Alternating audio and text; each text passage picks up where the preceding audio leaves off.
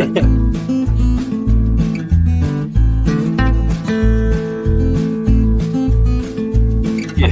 great.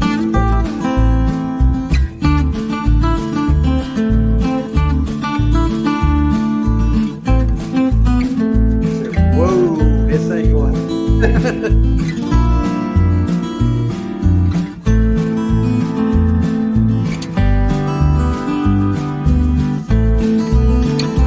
Down the side, and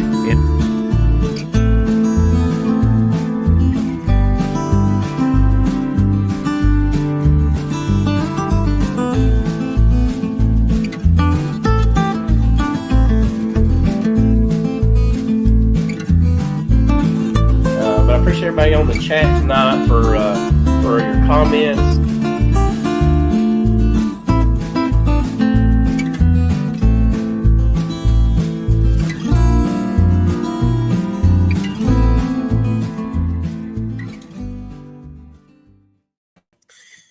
Well, happy Thursday. Welcome to the Bee Connection tonight. Lots of stuff going on.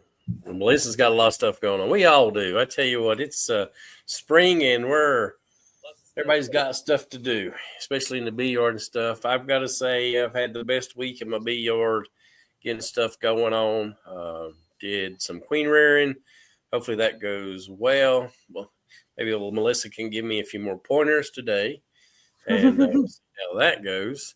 I did get to use it's like a dental kind of pick. I don't know if you've ever used one of those. I'll try to get it here in just a few minutes and Is show it like everybody. a German grafting tool? It kind of looks like a dental, like the scraper thing that they use on your teeth. I think that's called a German grafting tool. Okay. Well, there we go. Got to use one of those, and that worked out really well for me.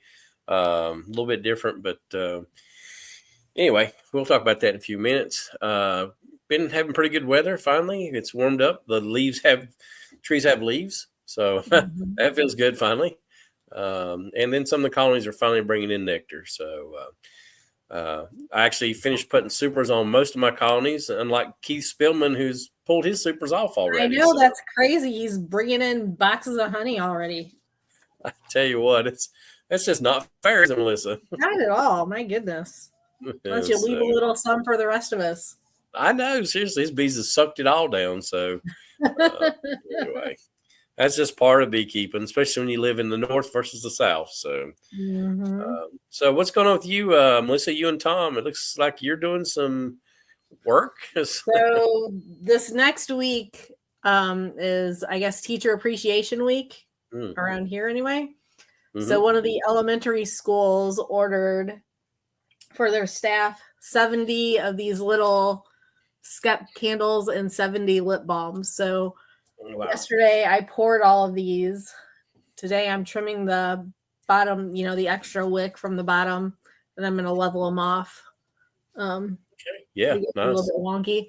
And then I'm going to package them, and while we're all sitting here, and so I can drop them off tomorrow morning. So the teachers have something nice in their little goodie bags next week. Awesome. Well done. So where's the boss man at? He is. So this week is also our nuke pickup week. Oh. So we started pickups this evening, and he had already pulled all the nukes that he needed for pickup tomorrow morning, but more people signed up to pick up tomorrow morning. So I'm like, you need like 7 more nukes for tomorrow morning. So he's out pulling nukes right now. So hopefully he'll be able to join us shortly. And if not, are we really missing anything? Maybe not. Other people get a chance to talk, Ricky. Like, there you go. Well, he does have good points, though. So we'll give him that, right? Sometimes our ears just need a break. Yeah.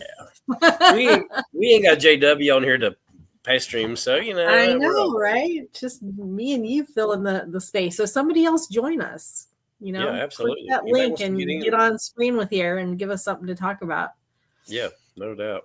But yeah, so we've been quite busy between getting nukes together and building them up, and Tom's been pulling them the last 2 days, and I've been working on this order.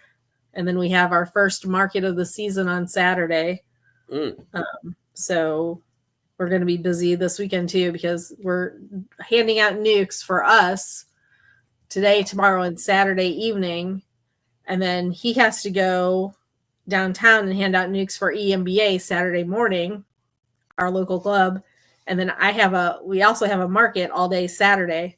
So we are going to be happy when Sunday comes around. No doubt. So yours will be busy though, right? I mean, I'm sure that market you're talking to hundreds of people, right? Yeah, it's usually a really good market. It's one of our better ones. So it's in downtown Labadee, and Labadee is a really small town, but it's one of those like hidden away spots that like people from the county come and visit. So it gets a really good attended really well. And there's a couple of really good restaurants right there down in Labadee also. So a lot of people from the county like to come down into town and go eat at the restaurant for lunch and then check out the farmers market. And I think the last year there was like 20 some odd vendors there. Like there's quite a few vendors down there. So it's usually a really good turnout. Wow. So have you guys had any swarms, Melissa? So we have. We're going through our colonies earlier this week, checking on the nukes and stuff and checking the bottom boxes. And mind you, all of our colonies have been split to make these nukes. So they've been split they only got left with 4 frames of brood. So they got split pretty hard and then got an empty deep box. Might have had drawn comb, but it was an empty deep box put on top of them. And we're going to colonies earlier this week, and we're like, this population isn't right. Like, there's not enough bees in here, what there should be. And lo and behold, there were some swarm cells down in there. And I'm like, how are these bees when we broke them down so hard? Right. But, that's just Mother Nature trying to keep you in check, I think. Yeah. But so I think we've had, that we know of, 2 swarmed. And then Tom was in the bee yard today. And if I can, actually, I'll share it with you, because now that I think about it, he actually sent me the picture on Facebook. So he was in the 1 bee yard today, and he sent me this picture here. If you give me a second, I'll try to find it. Oh, it was a video. Yeah, DC's right. Some genetics are a little bit more prone to swarm than others, so they get a little bit congested. And don't take much, even a 5-framer, to blast out. Yeah, so especially when you're trying to keep those nukes as strong as you can, so when a customer gets them, they're good to go, right? Yeah, exactly. All right, let me share this. Can you see that? Yep, here it comes up. I'll add it to the stage.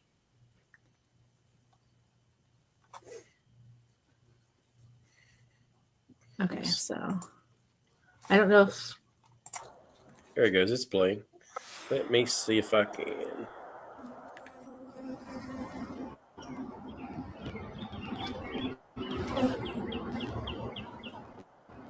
Gosh, that come out of a nuke? No, I think one of the parent colonies, or a couple of the parent colonies, maybe. God, Tom said that it's probably about 5 pounds of bees. He's planning on trying to get it this evening, so I don't know how he's planning on trying to get it, but it's up there. Let's see if I can find it.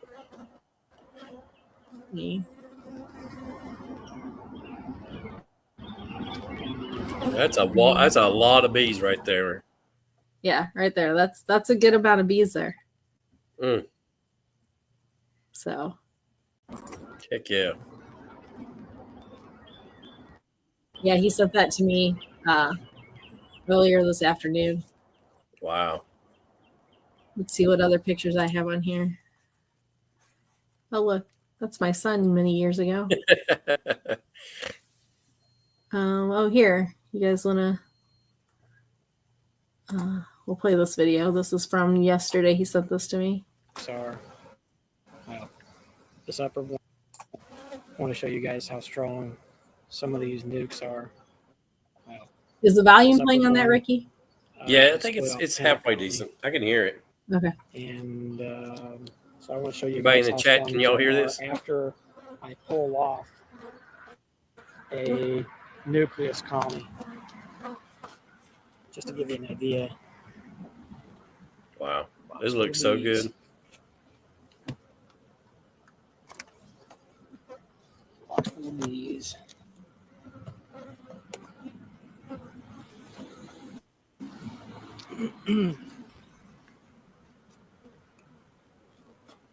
Got 5 frames of bees, at least a solid 3 frames of brood in each one of these resources.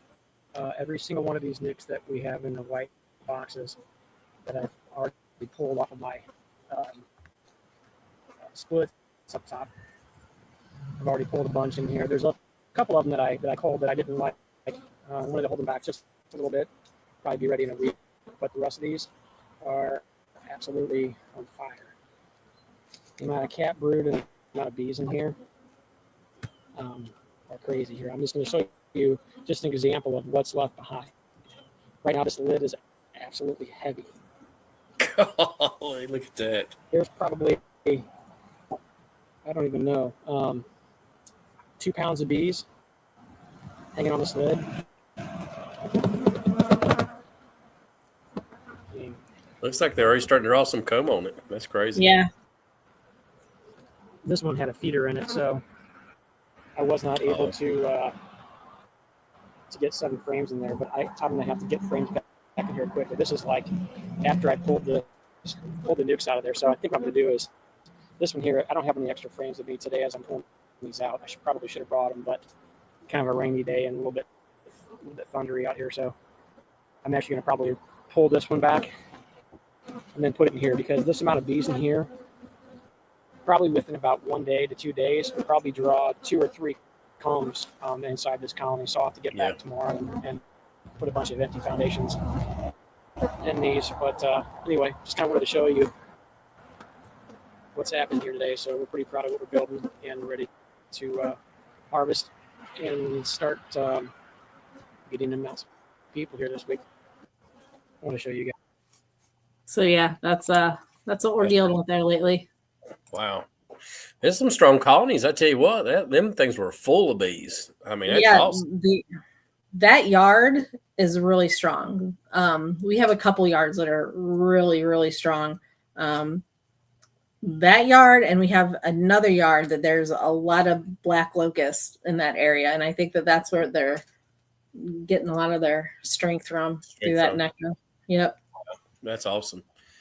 So, Melissa, I caught 3 swarms on Sunday. A gentleman called me up and said he had some bees. And so one of my friends come to help me hive them up, and I had gotten a few queens off of somebody down state here in North Carolina. And so he'd already hived up 2 of the colonies. And then he went to get to the 3rd one, and it flew in the top of an apple tree. It looks just like basically the one you guys got in that red cedar there. Yeah.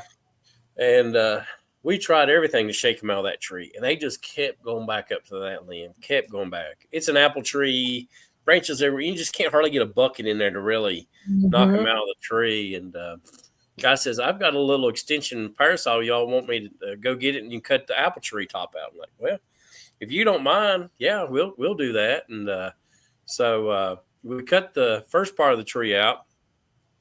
And it came down on the truck because, here's what I did. I had the truck underneath of it on a table on a A-frame ladder. We're on the last run trying to shake these bees off. So first apple limb comes down, hits the truck, and my buddy said, "I'm sorry it hit your tracks." Ain't no big deal, I've had it for a while. And so the bees went right back up to the tree again. Place we just cut. So I said, well, I'm going to cut another foot off of it. I cut that thing, and that falls down, right? The bees start to go back up. Well, I took that parasol, the extension parasol, to the top of that apple tree and held it there. And the bees landed on that parasol. Oh, really? Yes. It landed on the parasol, which I was like, oh, wow. So I took the parasol extension, and I laid it down on top of the truck, and the bees marched in. They come off that parasol and marched into the right into the colony. Yeah. So I was tickled to death, right? But here's a secret. Hopefully my wife's not listening. That first limb that came down hit the windshield and cracked it. That's what I was going to ask. Did it do any damage to your truck? Yeah, it cracked the windshield. So just wait till was you that have really worth it? I don't know. Just wait till you have a hailstorm, then turn it. Well, I've been playing a little golf, so I thought maybe I'd tell her maybe a golf ball hit the windshield, right? Oh, there you go. There you go. So, oh, man. I won't lie, Amber. My daughter's looking at me like, you're going to lie to your mother? Like, your mother. Well, her mother, excuse me. I'm caught red-handed already. So. Yeah. Well, I saw her in here earlier before it started, so she may be listening anyway. You may be already in trouble. You may be in trouble. You might already be in trouble. Oh, there it is. There's her comment right there. Oh, yeah. Yeah. Oh, boy. She did pay for the truck, by the way. So. Oh, man. Yeah. No, so she asked me this week, hey, let's switch vehicles. I'm like, no, not yet. Just give me a little time here before we switch vehicles. Tax write-up. It was for business. There you go, DC. You know. There you go.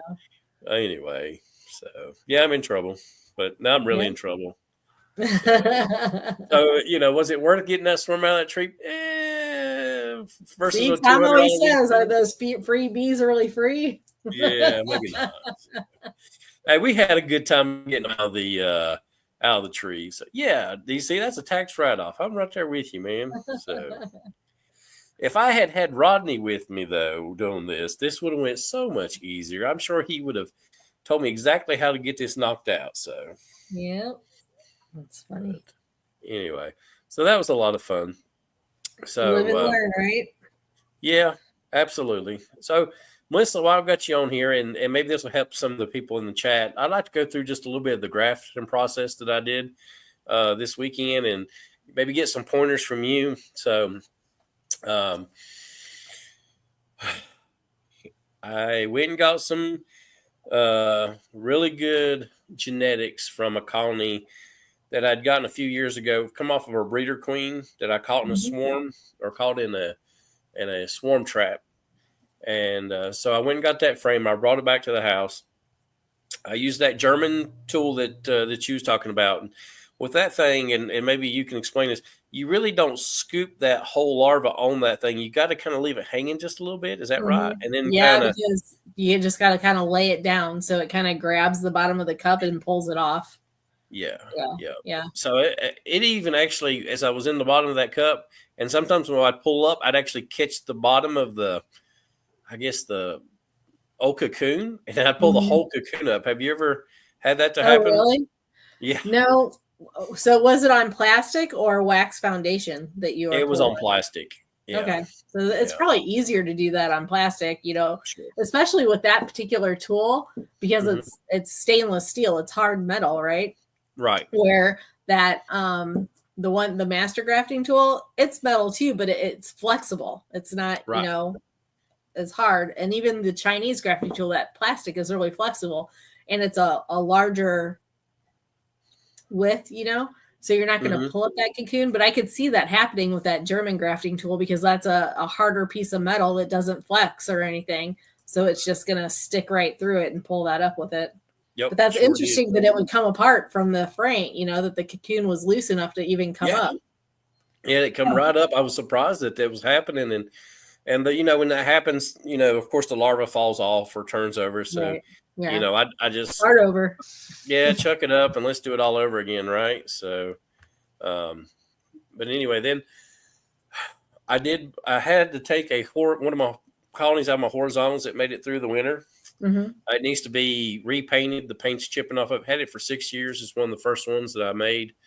I used that colony to do a starter finisher. I did a double screen bottom, and I made sure my queen was on the top. I put a lot of resources in the bottom. I didn't put any brood down there in the bottom box between the double screen bottom board.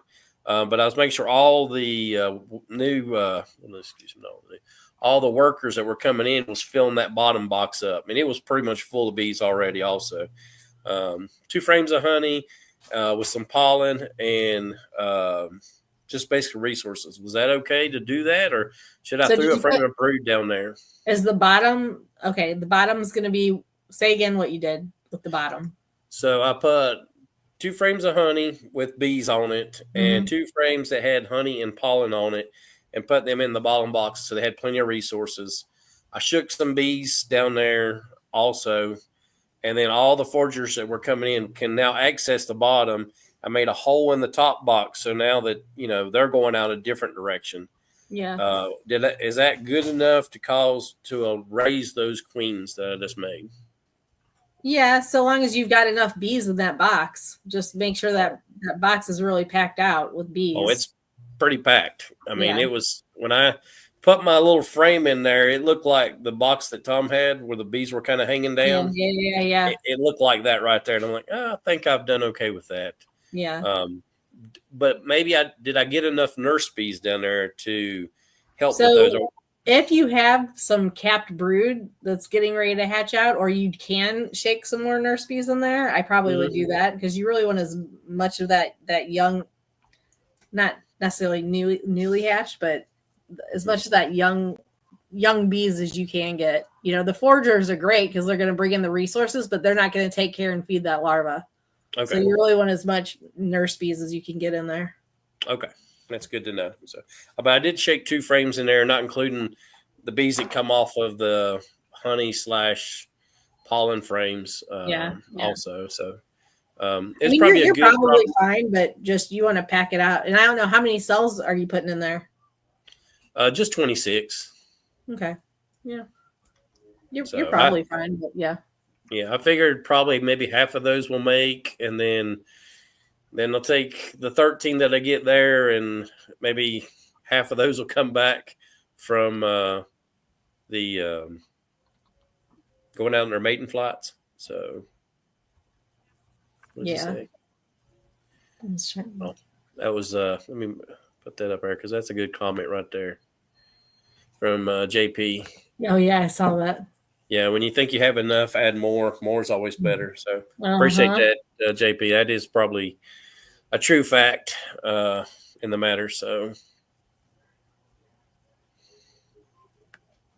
what's going on, JW? Just walked in the door. Thought I better check in. I seen who your guest was, and I surely you can do better than that. So Morris has a question up there. Oh, a mess. We'll talk about that later. Go ahead and do your thing. Morris has a question. It's 7:54. If I'm 2 or 3 weeks away from my flow, how many frames of brood should I have in my hives right now? So when we made those splits, that's about where we were, and we wanted at least 4 to 5 frames of brood.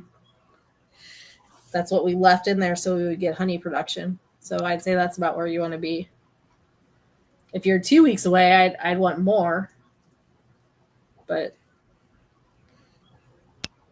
yeah, I'd say a minimum of 4 frames. Yeah. And make sure, Morris, that when you go in there and make sure there's good frames for them. If I tend to find that some of my frames end up getting a lot of maybe it's got more drone brood on them. And I try to get those out, especially out of the center. And they're okay on your outside walls, but just make sure that queen has plenty of room to lay, and use some good combs, and you'll be ready to roll.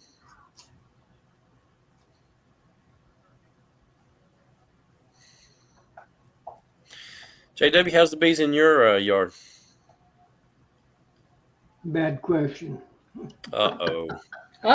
What's that mean? Yeah. I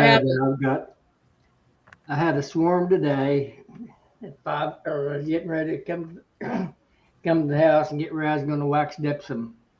I started my wax dipper, heating it up, and thought, I better check a hive. And the biggest hive I've got on the place swarmed. Oh no! Yeah, and it was a double deep with the 2 mediums on top. I'm not sure the whole thing. Well, I know there's a few bees left in it. It tried to swarm on me yesterday, and I I sit down and talk to the queen and talk her out of going. And today I did get there time to talk her out of it. But anyway, the reason I got them caught. Oh, did you? Good. Just across the fence there on the lot that I sold the neighbors, and one of those, it was in a wild cherry tree. Okay. And there's two. I filled two 8-frame mediums and a 8-frame deeps and a medium out of that swarm. It was. I went to take a picture of it, and the doggone thing was so heavy that it all. I had my catch box underneath it. Thank God, it was so heavy that I got down to take the picture. And this is I did.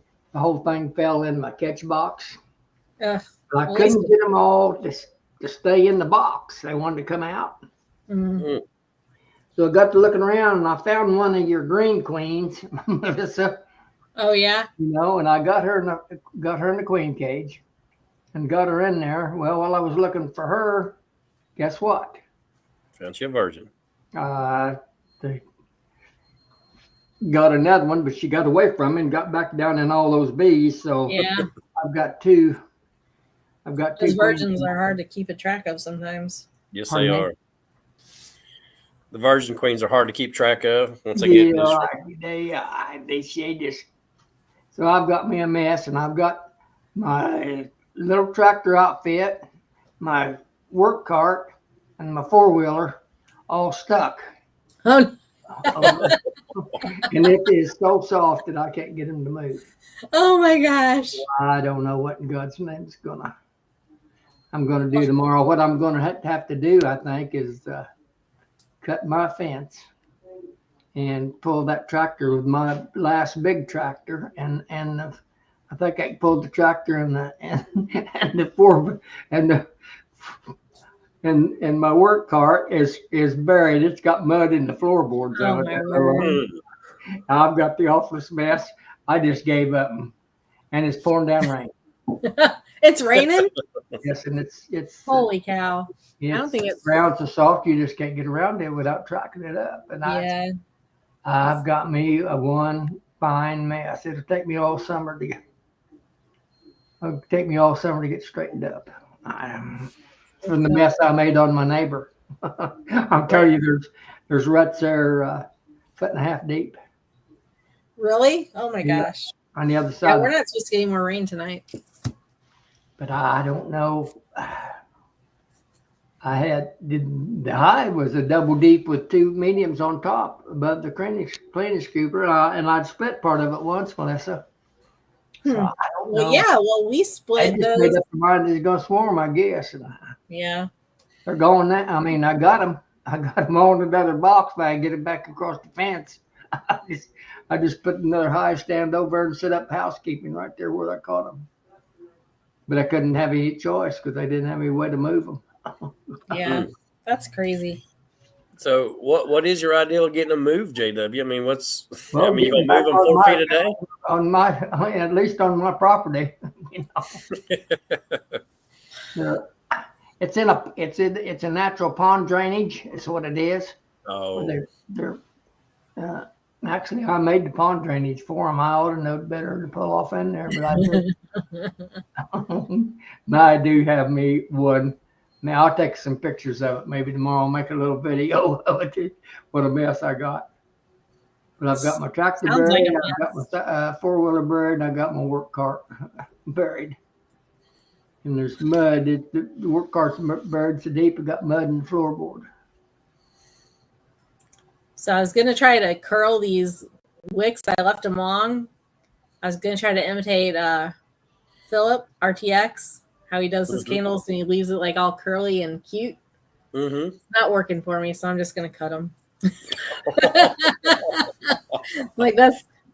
Well, maybe he'll come on here in a little bit and just give you some pointers. So maybe a tutorial. I'm not putting that much effort to it because I sold these because it was for the school. So I didn't sell them to them for the increased price for this year, and I gave them a discount. So I'm not going to put that much more work into them.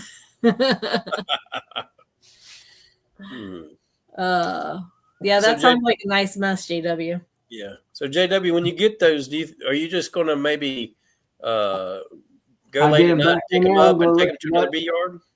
Sir? Are you just going to like maybe get them late at night and move them to another bee yard and then bring them back? I mean, no, I've got them hived and on a bottom board, on a bottom board and on a stand. What I'll do if I can get to them is I'll put a ratchet strap around the whole caboodle and close up the entrance and pick them up, move them when I'm ready. I'm going to have to cut a hole through the fence for me to get to them anyway, because I can't get to them from the other side because everything's stuck. It's in between there and the road. When it's a soft around here,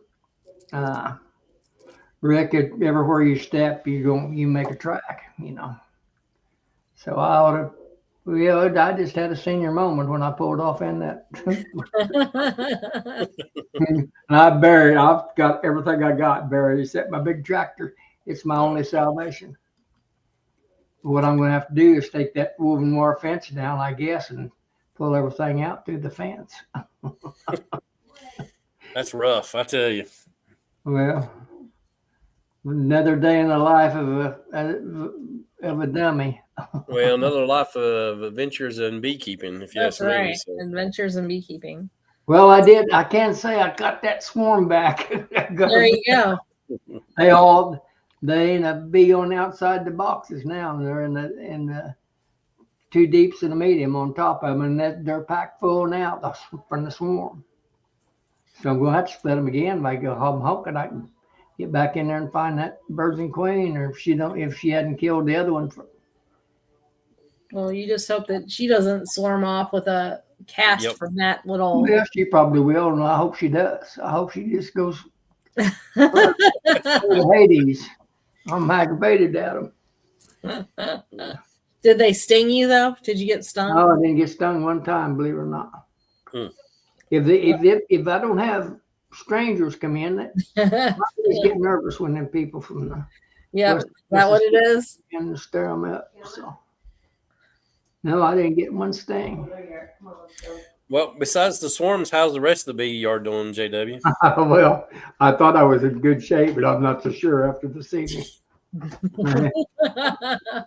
I thought I had everything. I had another little swarm day before yesterday up there in my round pen, Melissa. Yeah. It was a double handful. I've got them in a 5-frame nuke box on 3 frames.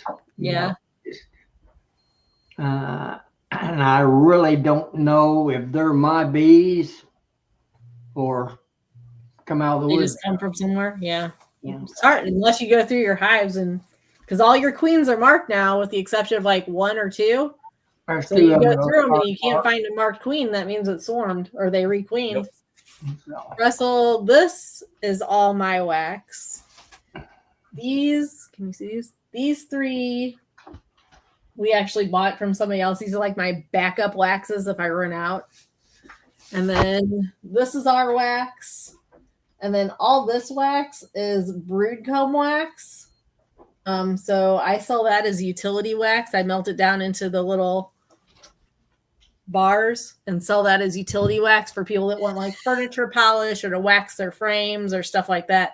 So all this darker stuff is brood comb wax. This is all cappings wax. This is all my wax. And like I said, we bought this from, this actually came from Paul Lansberg, I think. And then this came from Jim Masucci, something like that. Anyway, this is our backup wax in case I do run out. But yeah, we try to use all our own wax. Where's all the He-Man women haters tonight? I want to know. I kicked him out of the club. No, Tom's out pulling. We needed more nukes for tomorrow morning pickup. So he should be home soon, though. I don't know where Matt is. He might be handing out nukes because he was doing nuke pickup from his stuff this week, too. Yeah, I knew that. I haven't heard much of them, actually. Of who? Matt or Tom or both of them? Both of them. I've been Well, busy. they spent the day together today, so not doing stuff out at Matt's. I don't know. I haven't really got a chance to talk to Tom today, so I'm not exactly sure what they were doing out there. I know Matt sent him almost some virgins because I've got some virgin queens upstairs on my kitchen table. Listen, when you guys get those virgin queens like what, Ricky? When you guys get those virgin queens, how long do you keep them before they really need to get inside a hive and get going? Because I know they're virgins. Their body has to harden out just a little bit, so there's a little bit of time there. But we try to get virgins in as soon as possible because they really need those attendants and that socialization and stuff. So virgins, we try to get them in a hive and within 3 days, honestly, we try to get them back in a hive. But definitely don't go any more than 5 because they not that we've noticed like they don't perform as well. They just like give up on life.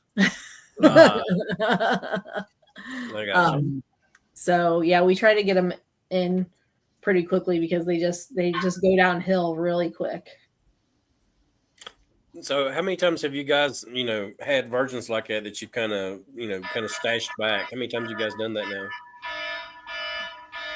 now? What do you mean? I guess I don't understand. When I say stash back, I mean, how many years have you guys, pulled virgin queens off and then sold them out? How many years you guys been doing that? Maybe like 2, not really, and a lot of people are weary of buying virgins just because they just don't know how to handle them and what to do with them. And, or they're just not experienced beekeepers. Mm-hmm. So usually people just want mated queens. So usually when we're selling virgins, we're just selling them because I made too many, or we've just come across a hive that we did like a walkaway split on that like last year we did this walkaway split and just a bunch of stuff came up. So we weren't able to get back to it in time. And by the time we got back to it, we're going through it, to like knock cells down and whatnot. And I pick up the frame. There's actually a YouTube video on our page. I pick up the frame and virgins are actually hatching out of it as I'm looking at the frame. So I just keep getting queen cages out and just caging virgins. And I think we end up getting like 14 virgins off of this one nuke because they were hatching out. And then the ones that weren't hatching out, we just took like a straight edge or a utility knife or whatever and cut it open at the end. And they were full. They were ready to go. I think there was only like 2 that weren't ready. And we just caged them all. I actually ran out of queen cages as Tom's like cutting these open. And there's like a Dollar General store down the street. So I actually I drove to the Dollar General store and bought like a bunch of like little tiny Rubbermaid, I don't know, containers and poked some holes in it. And we started throwing virgins inside of little Rubbermaid snack containers. So yeah, and I think we sold some of them, gave some of them away because we didn't have any need for 14 virgins at that particular time. So how much do you sell your virgins for, Melissa, when you do something like that? Virgins about $15. About $15. Yeah. Because you just still don't know whether they're going to make it or not, right? Yeah. So yeah, and you don't really put that much. I mean, besides the grafting part when they're from grafting. Right. That's really the only effort you're putting into them. You're not putting effort into making a mating nuke and waiting for them to come back and mate and then holding on to them for a couple weeks to make sure they have a decent laying pattern before you actually sell them. So there's a lot more work that goes into a queen than there is into a virgin. Absolutely. 100% agree with you. So let's see. Matt's on here. He could jump in tonight and tell us how his week's been going. So yeah, I don't even know what you and Tom did today. He's actually out pulling more nukes tonight, Matt, because we had more people wanting to pick up tomorrow morning. So he's not even home yet. I know you guys went out and ate lunch.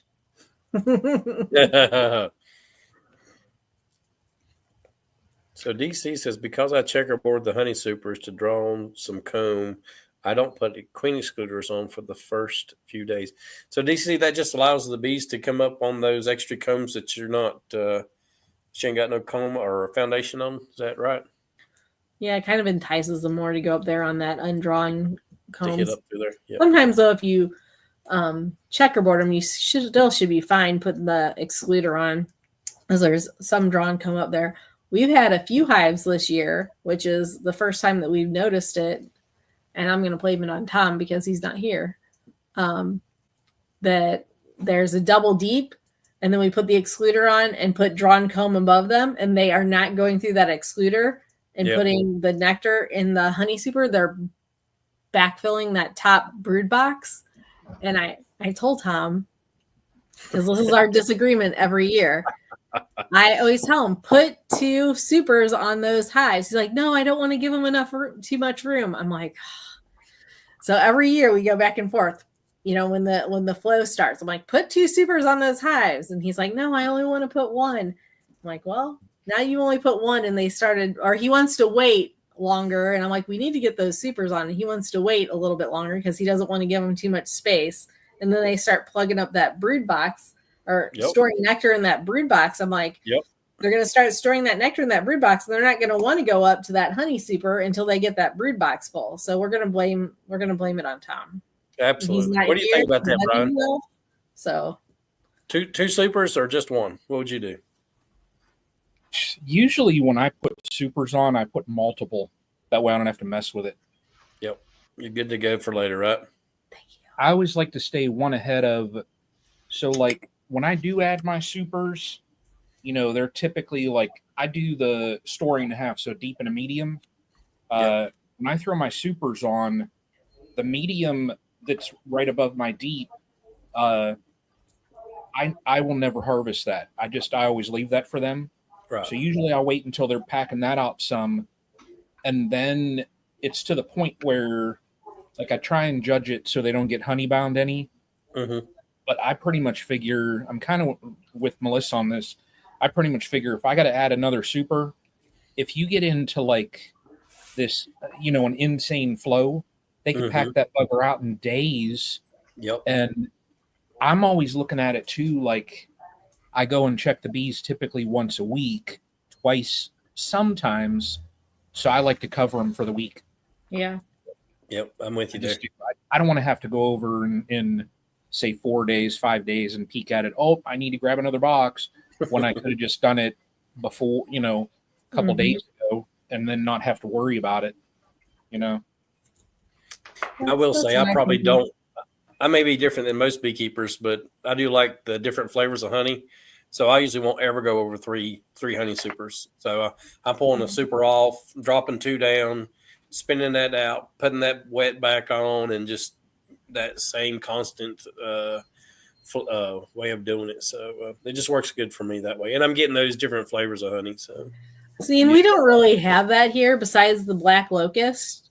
There's too much stuff that blooms at the same time that, like I said, besides the black locust, that it'd be hard to get those different, you know, flavors. I guess there's like the clover, and when I don't go for the specific varietals, but ours is more, you know, you guys have seen our honey. We offer a light honey and we offer a dark honey.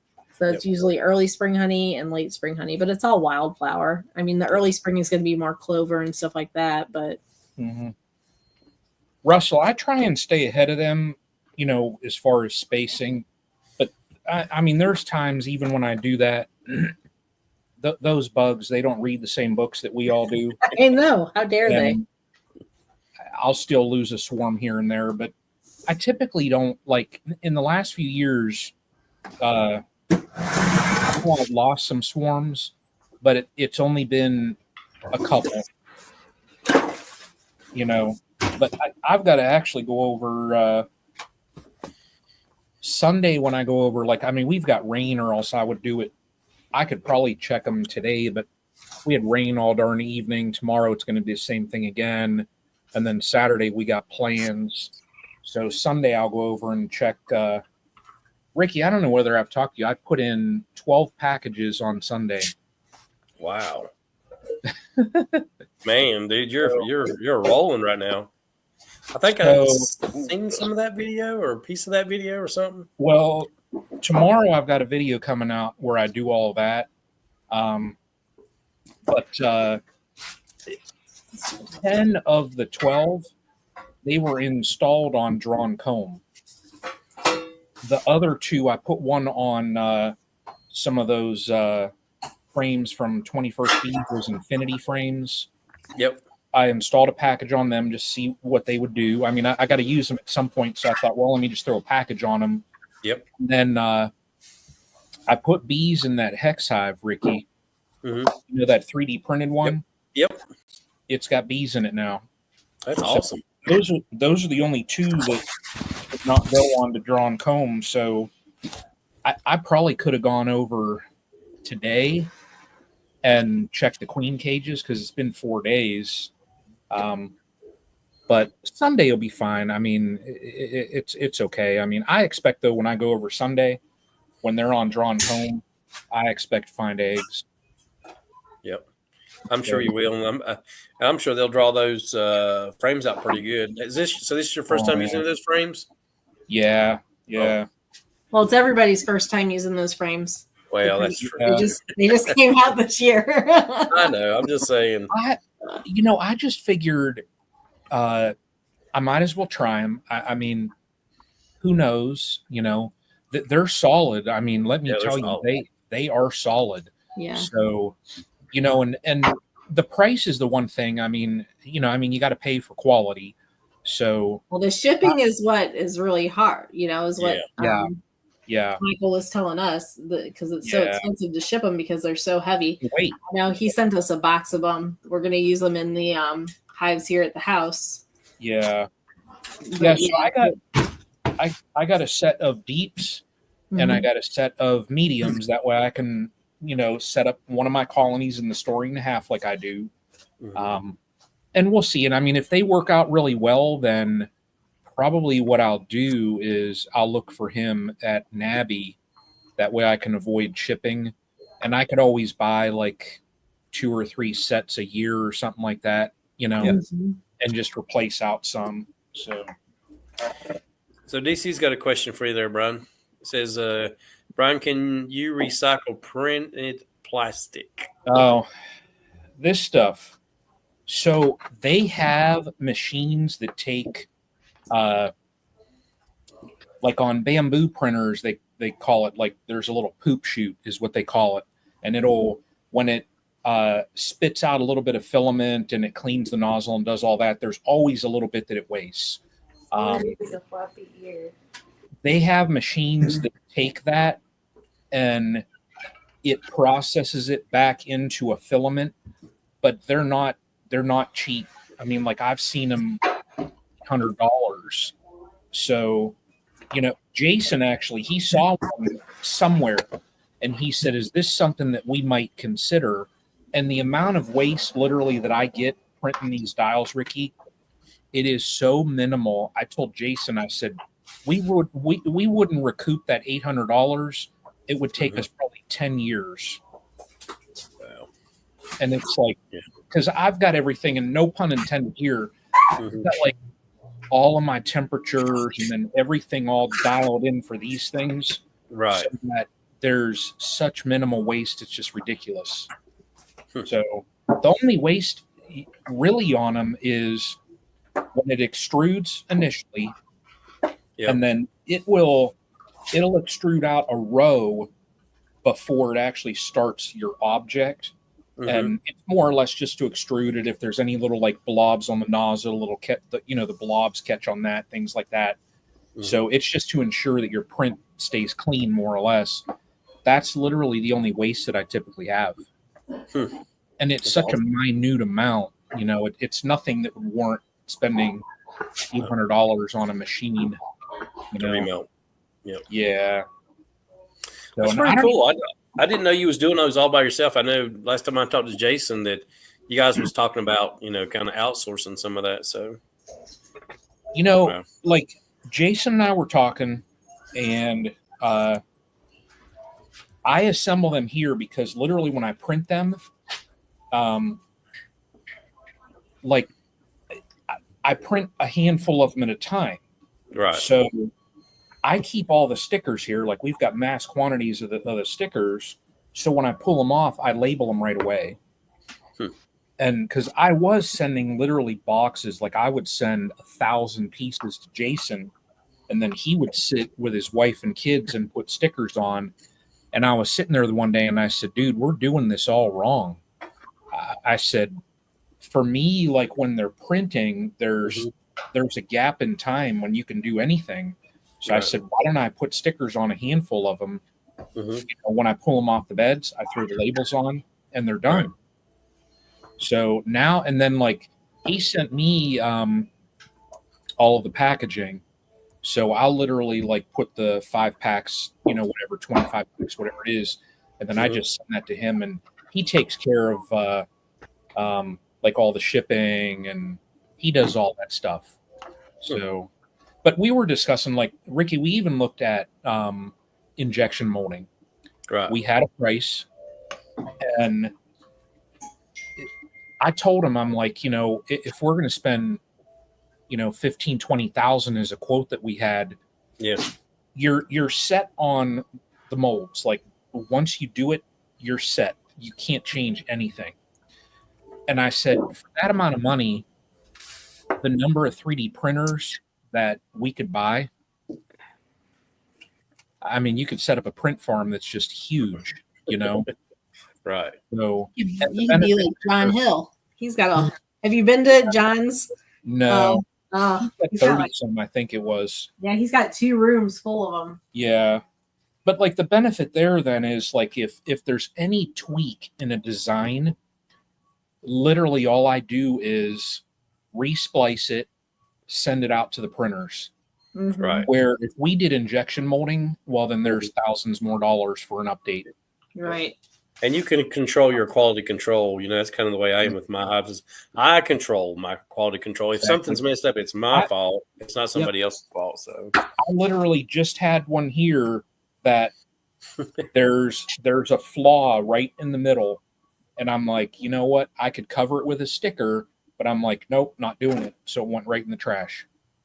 So DC's asking you what your electric bill is. You know, it's actually not that much. I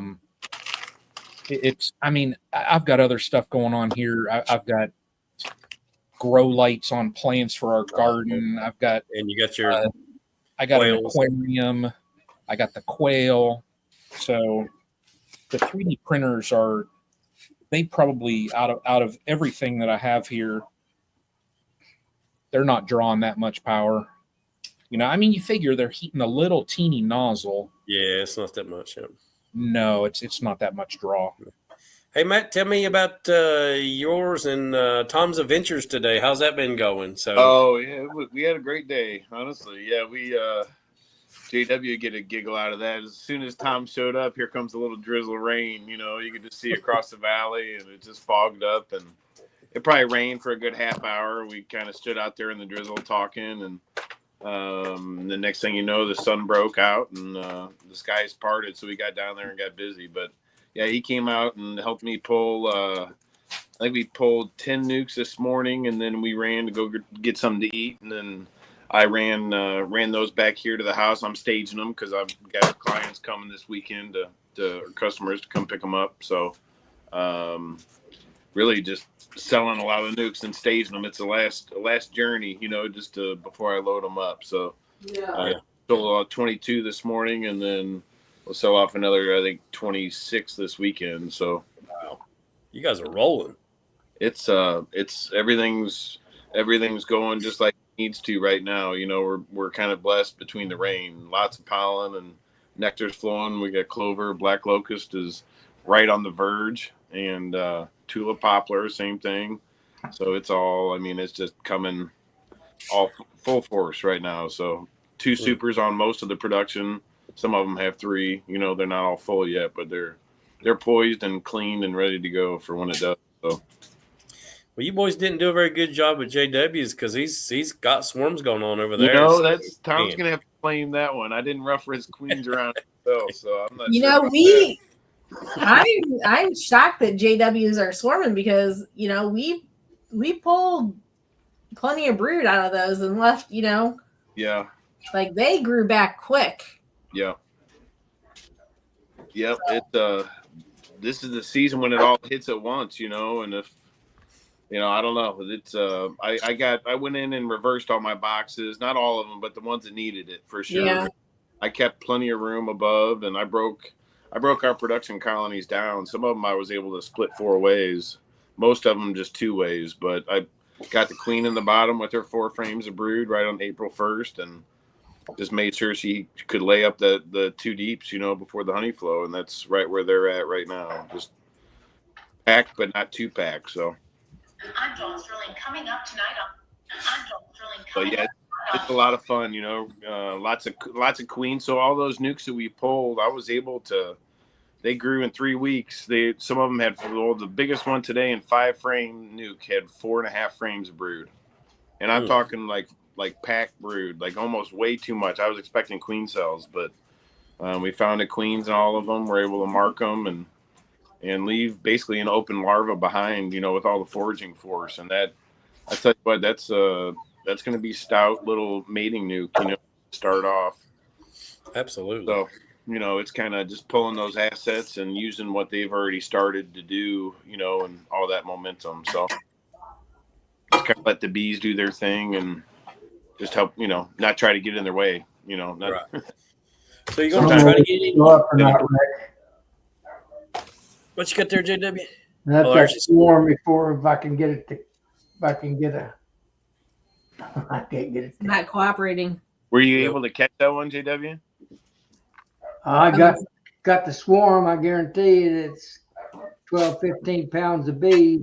Wow. Filled up 2 deeps and a medium. Wow.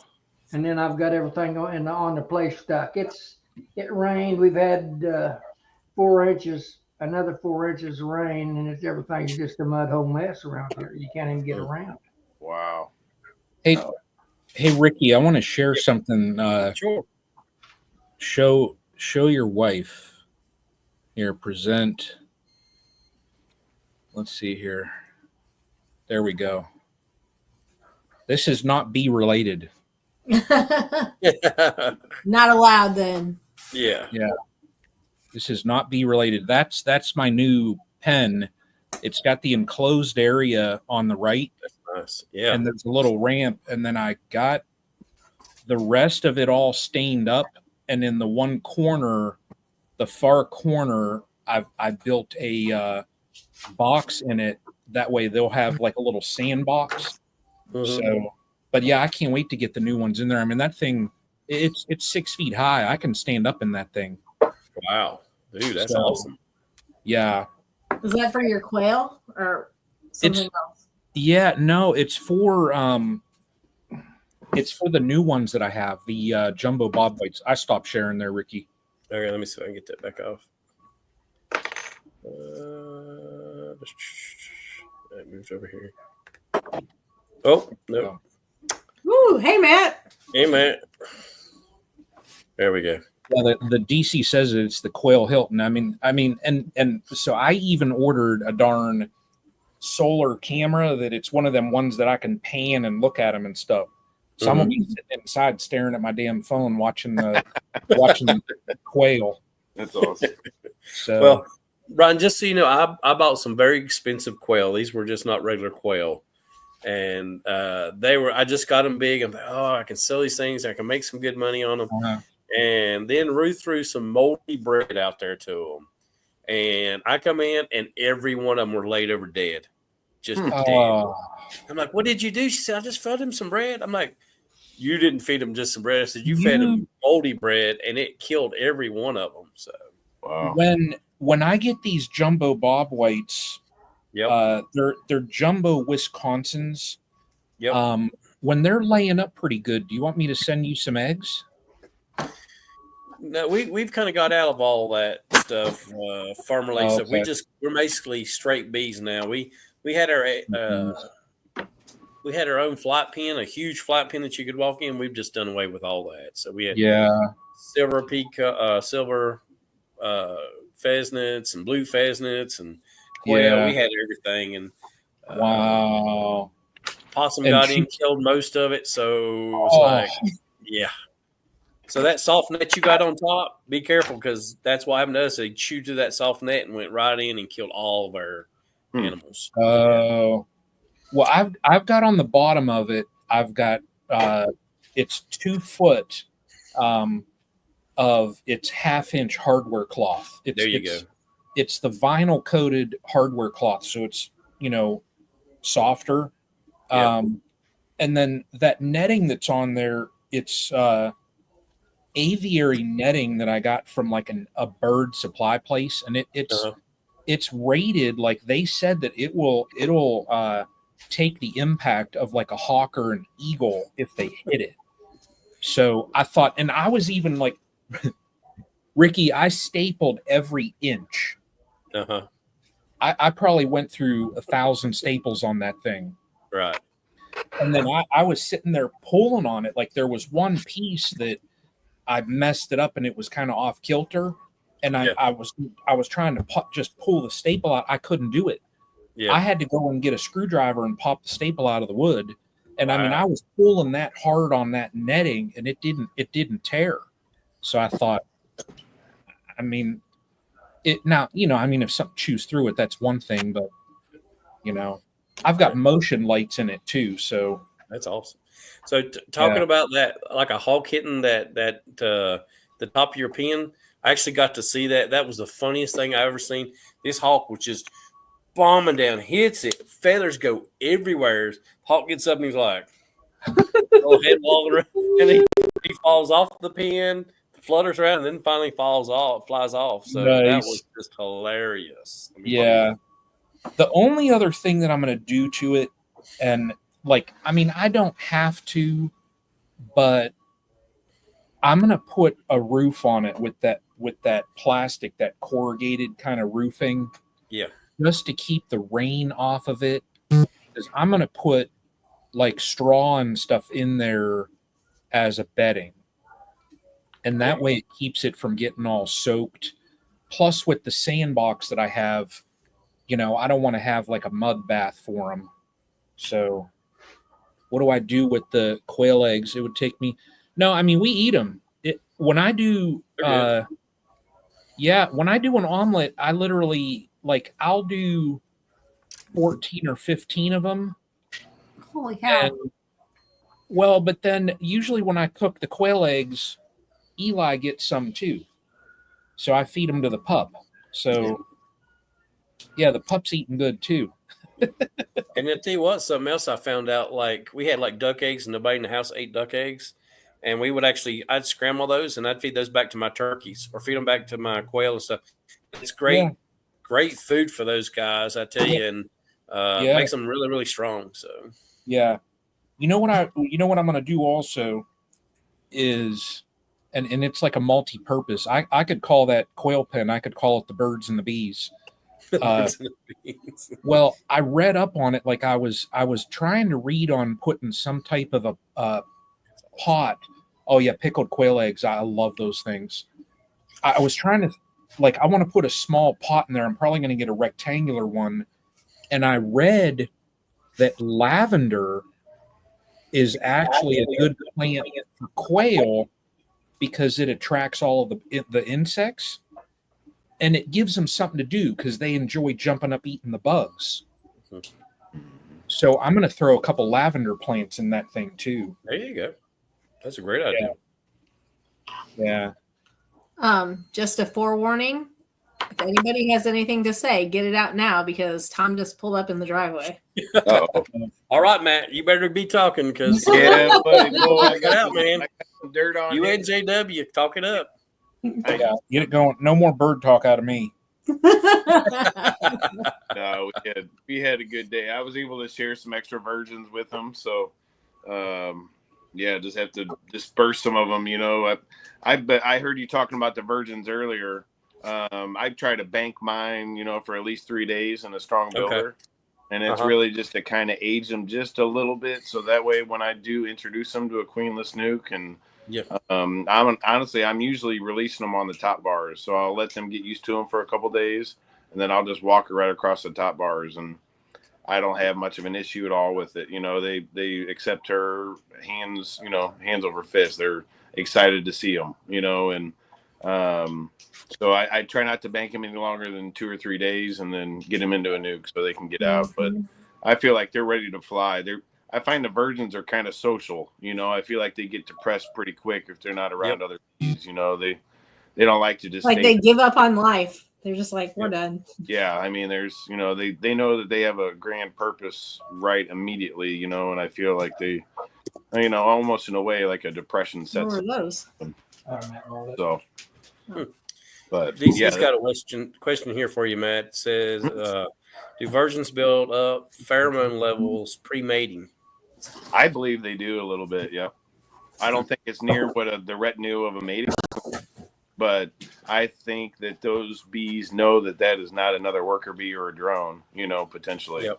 Maybe it's just on an adolescent level or something, but there's something like when you take a nuke that has a couple, like, so let's say a 2-frame nuke and it's built up cells, the second you cut down their last cell, they start their roar. I mean, it's almost within 30 seconds, you know, for sure, from what I've noticed. So yeah, I think that pheromone and the way that they pick that up and displace that throughout the hive is a lot faster than what we realize.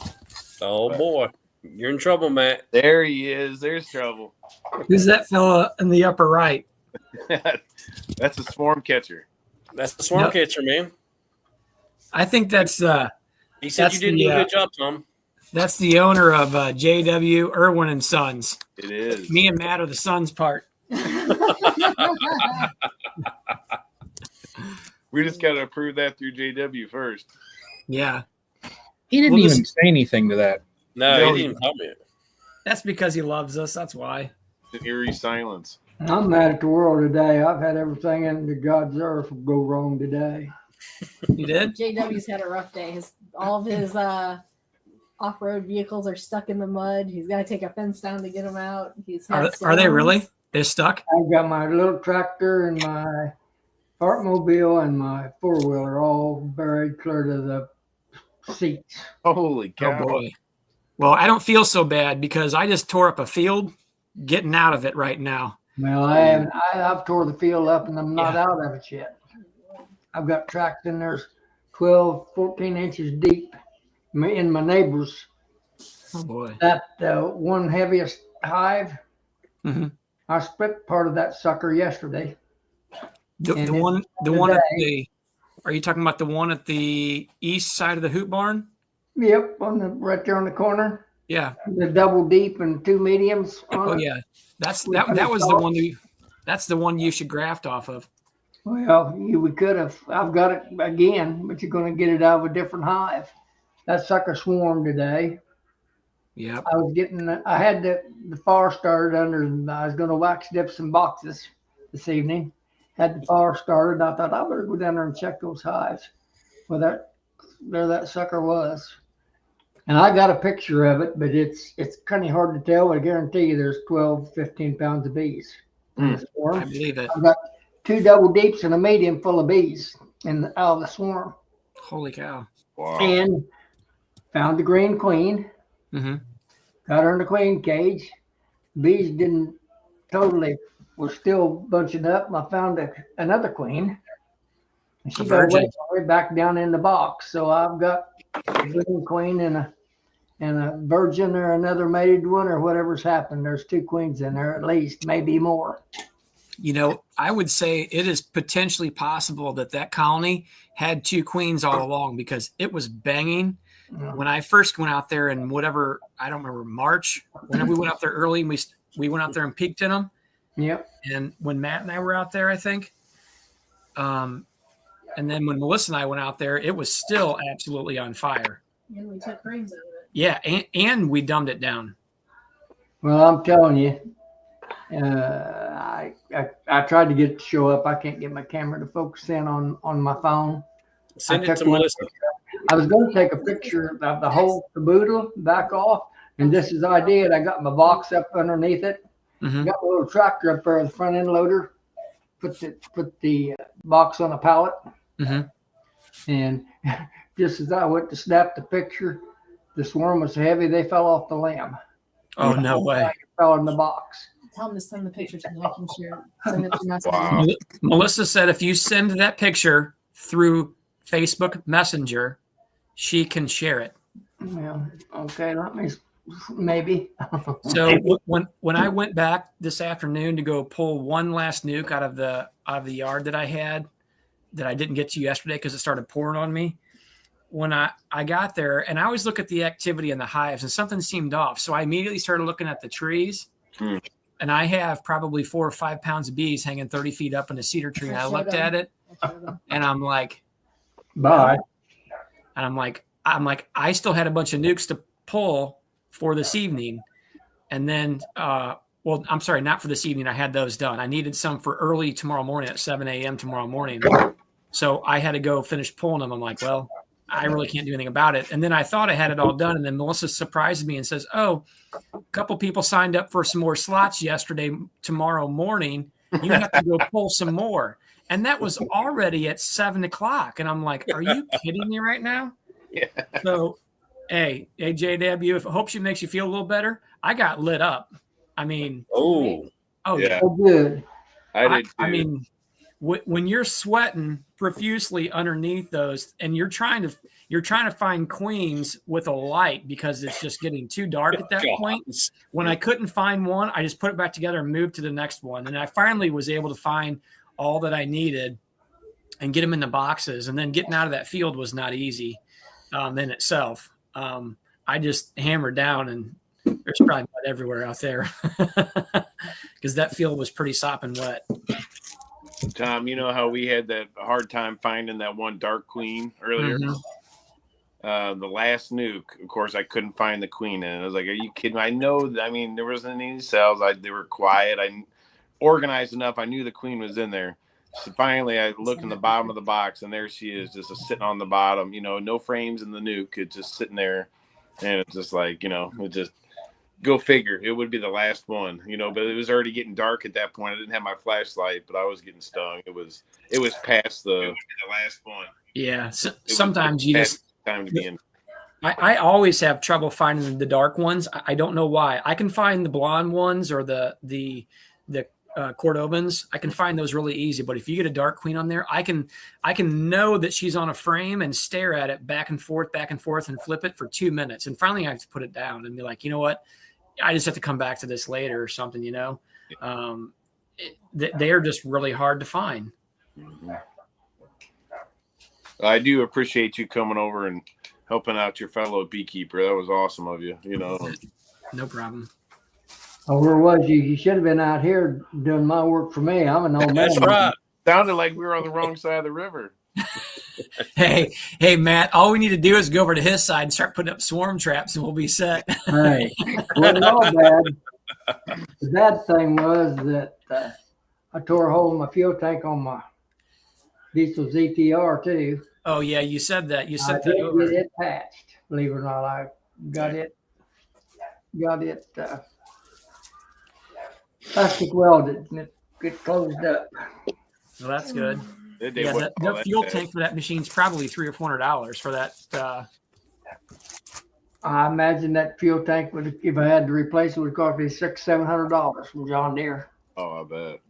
Oh, that was a John Deere. Scallop tank is on the side. That's my fault. I run it into a bolt, head of a bolt. Oh, you did? Close to a wall. But anyway, I've had, and I hate swarms with a passion. I know you guys don't mind them, but I hate them with a passion. And I hate I don't chase them either. Yeah, I don't. But these were so big, I couldn't they went over on my neighbor, Tom. Did they? And I've got their whole yard about a foot deep in ruts. And I've got everything stuck that I own except my big tractor out there in my neighbor's yards. Do you have that big farm tractor? Yeah, I don't have it stuff, but I've got my little one stuff. I mean, buried. And I've got my fart mobile with the mud coming in the floorboard. Hey, you know what I was just thinking? Hey, your son Blake just brought home last weekend a brand new. Yeah, he will. He's got a winch on it and the whole bit. I wouldn't even dare even ask him. Hey, He ain't when gonna I go where seen he'd have to go to get to me. when I seen he posted that on social media, I said, "Hey, you better hide that from your dad because he's gonna have that thing all muddy." He said keys are already put up. It's got one of them fob deals on it. I don't even know where the fob is for it. Does I it? guarantee you he'll hide it from me. Yep, I'm sure I he did. will mud it. Got air conditioning, Oh boy. heated, electric windows, and a side by side now. Yeah. What was that? Is that a Polaris? No, it's one of those full Chinese one, MT Moto or something like that. Oh, it is. It looked like a Polaris. Huh? It looked like a Polaris. Well, he's always had Polarises, but this is it's fancy Dan leather seats, and this is a side by side. Yeah, that's crazy. I bet that thing costs as much as a car. And cost 4 times as much as I gave for my first car, new one. And that's no joke. Yeah, they're expensive. 26,000 side by side. Well, if it had been a name brand one, it'd have been more than that, I'm sure. Nah, it's top the rock. So, Tom, how many times you get stung? I don't know. I don't know. I got lit up in the arms and the shoulder and the hands a couple times. I usually wear just a thin nitrile glove, but they'll always gap. You know, when you start really sweating and the jackets start really sticking to you, the bees can get through them at that point. You know, and they were mad. I mean, they weren't flying up at me as much because it was getting dark. You know, so they couldn't see me. But what they'll do is they'll when I'd pull the light out and I'd shine it on the frame, because I couldn't see anything on the frames anymore. So I had to find the queen on it and make sure I was pulling the right frames out of it. Cause you know, there's 7 to 8 frames in each one of those boxes. And actually I'm able to leave 2 or 3 good frames behind. So basically another split on each one of them. So anyway, you know, it's just part of the game. Hey, I don't mean to run my phone button is going to die. So I don't want to be rude and just jump off like the Irish goodbye or whatever it is. So. All right, man. Rick, Have a good one, brother. Tom, thanks again, bud. You bet, man. Brian, good to see you. JW, we'll talk to you, bud. All right, man. Thank you. See y'all. See ya. Hey, JW, I'd come out there and help you this weekend, but I'm pretty tied up. Huh.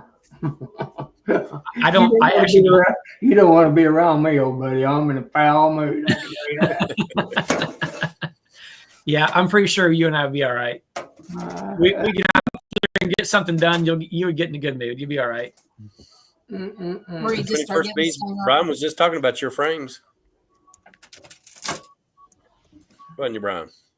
Yeah, Roy, I know about those. I don't know about them because I am not going to spend that kind of money, but I know that's what they cost. Yeah. Yeah, Roy, you want to know what's funny is pre-COVID, that same $85,000 track skid steer machine would have cost you about $60,000, maybe 65, depending on what model you were looking at. I was actually looking at them pre-COVID, thinking about buying a brand new Kubota 75-2. And at that time, it was about 60. I think it was $60,000 or $65,000, and I almost pulled the trigger on it. And I'm like, yeah, I didn't want a thick payment, so I'm like, yeah, I'll just wait. Well, honestly, I should have just bought it because that same machine probably went up almost $20,000 in the last few years for the same exact machine. Now, oh well. I think we actually have a buyer for our skid steer machine, and we're going to buy not a new one, but a newer one. And maybe that same flashlight he was using in the that's what they were seeing. That's that LED light. This is down here in Melissa's nerd shop. So what's your plan of getting those machines out? I'm going to take that fence down. In between me, they're on the left as you go into the gate there, to my dome yard, where the dome shed is. Right there with the fence is where I'd splice that woven wire. I'm going to take it all apart, all the way I can get them out of there. Just take that big tractor, Yeah. I'm going to take that fence apart and drag them, get a big long chain and drag them through that fence. That's the only way I can get them out of there without going back through their yards and tearing it absolutely all to pieces. Yeah. It rained. I've had 4 inches of rain again, Tom, and it's supposed to rain another inch Saturday. Wow. It was raining while I was trying to hive that swarm. I hived it in the rain. So how many inches of rain have you gotten this week? 4 4/10. Okay, yeah, we didn't get that much. I think we're only at maybe 2 inches. I had 8.5 before that, so I've had over 12 inches here in the last, say, 2.5 weeks. Well, you've gotten more rain than us, and I know the St. Louis weather forecast thing said that we, let's say the last day of April, I guess. This is the wettest April that's on record right now for us, and we haven't gotten as much as you have. The ground's just rotten. You can't even step without making, them horses out there they're going in 4 to 6 inches every time I take a step out there in that solid pasture. Yeah. It used to be solid. I've just got a swamp. JW, I didn't know that you were going into mud farming. Well, it wasn't intentional, believe me. Huh. I tell you what, I don't care what anyone says about you. You are all right. Well,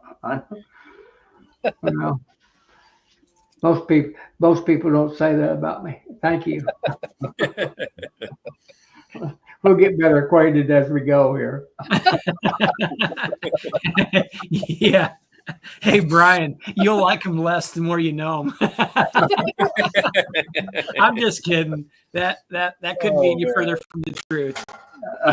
I enjoy that guy's company. I really do.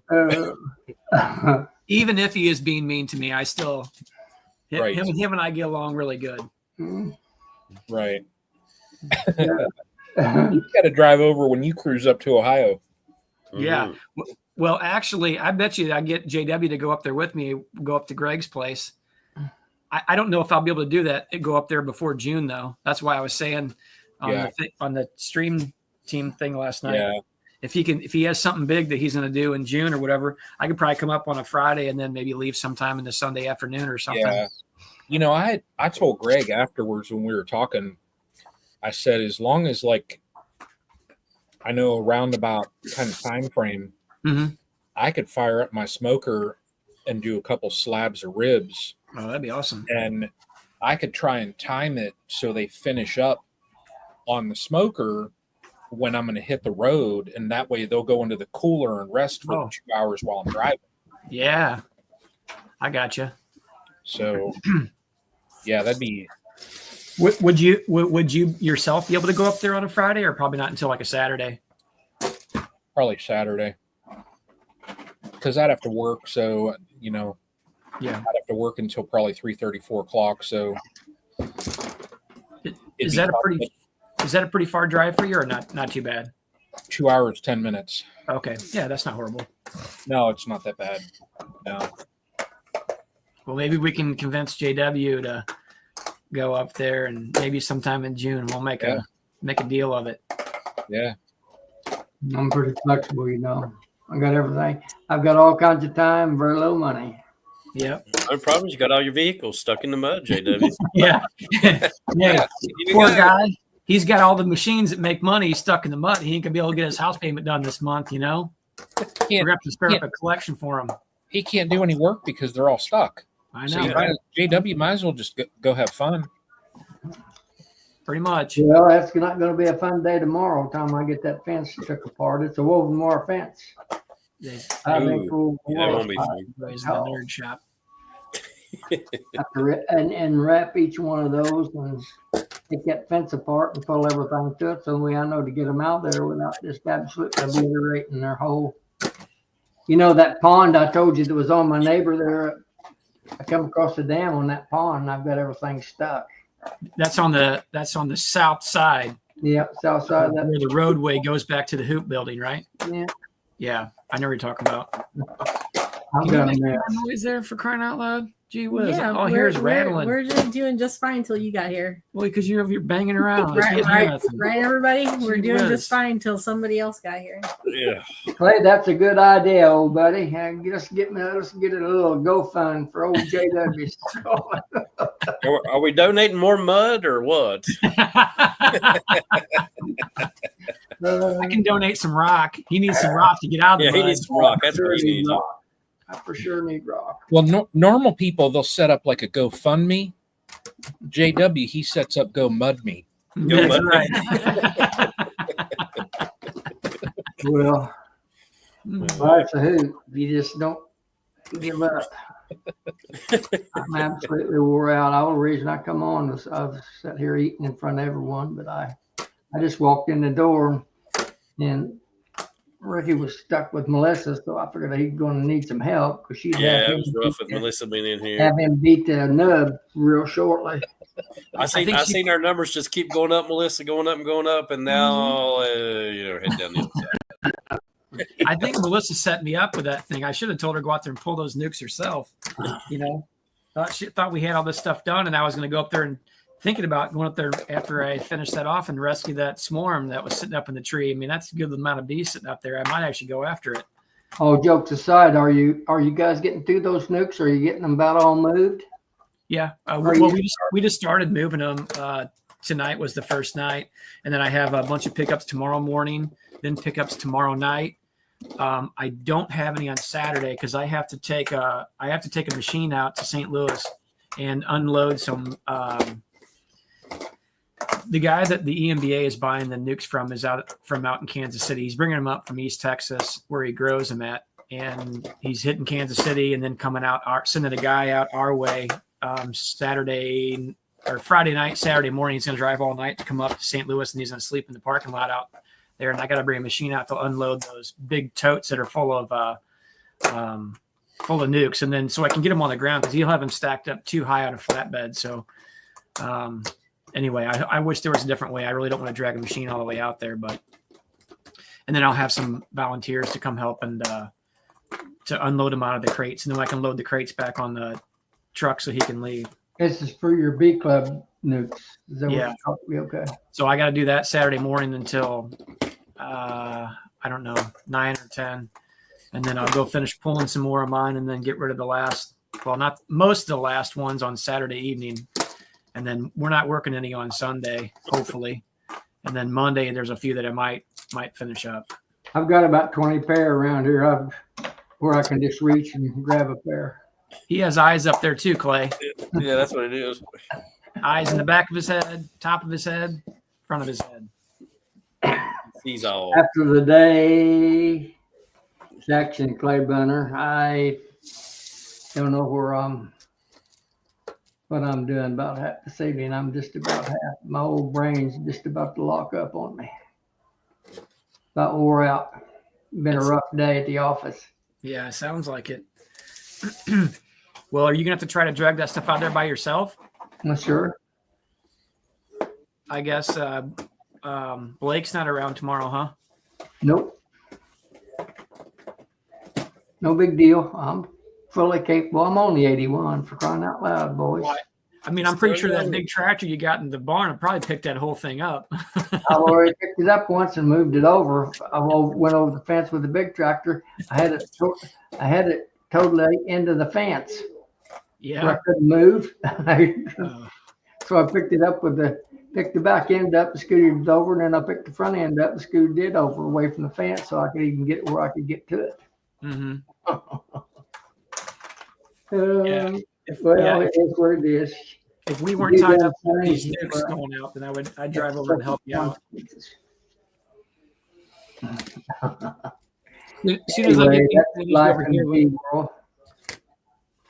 soon as we get these managed over here, we can come over there and start going through some stuff and seeing what it looks like. I don't know. I thought I was in good shape, but I begin to wonder now after that how it swarmed on me, and I split on it yesterday. Well, I believe that I know I've had one. Well, it appears that there's one, unless the swarm moved in from somewhere else. That wasn't in my apiary. But I had everything in really good shape. But I know by looking in one colony, I had 1 or 2 swarms And if whatever's hanging in that tree up there is mine, that would be number 3. So I really need to go back down those parent colonies. And I think what's happening is, even though I put supers on, they were still filling the top brood box up and they were clogging her out because she had several frames of brood back in those colonies, just about every queen. You know why that happened, don't you? Say that? What's You that? know why that happened, don't you? Why is that? Because you wouldn't listen to Melissa and put on enough supers. Oh, Right. snap. That was all Here you- it goes.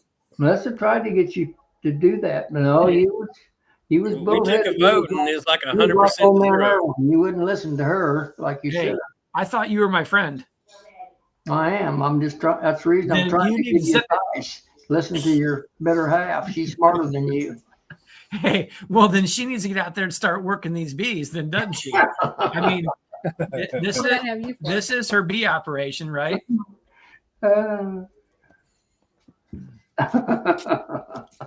Yeah, I was kind of upset when I seen that one. I'm like, how the heck did these guys swarm? I gave them plenty of room, but they weren't moving anything up into the super right away. So I had drawn comb in there. So what I did is I just went through that yard and I ripped all the queen excluders off and tossed them and then threw them back down. And I said, if it just so happens she moves up there, I don't like any brood in those supers, but if it happens, I'm like, and it keeps them in the boxes, then so be it.